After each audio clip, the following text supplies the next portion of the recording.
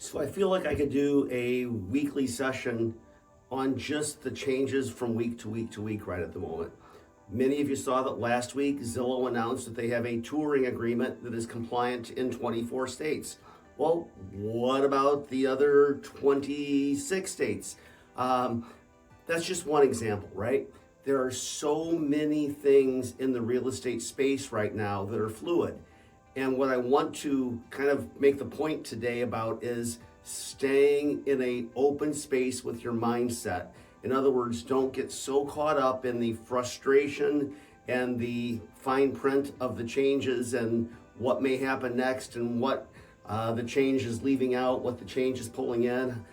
Don't get so caught up in that you forget about the client in the process, the buyer or the seller. At the end of the day, it's our job to explain the process to the buyer and the seller and make sure that they understand what their options are so that they can make the best decision possible.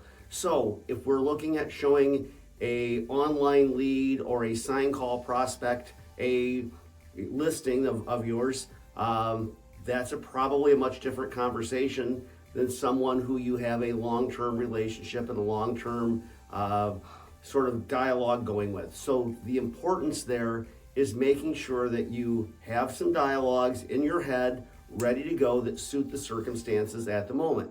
So yes, you do have to have a document signed by the buyer at the time of the showing, correct.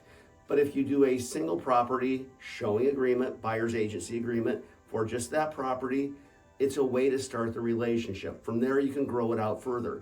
I think it's also important to explain to our seller clients why all of this matters to them. Because at the end of the day, a house doesn't sell if we don't have a buyer for the house. I think we have to keep it all in perspective.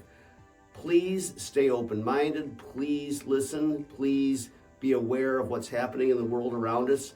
Put it in words that sound like you so that you can explain the process to your clients in a way that they get, knowing that we are very much a fluid industry right at the moment. And what we talk about today, what we talk about 90 days from now, and what we talk about 6 months or so later may be a little different.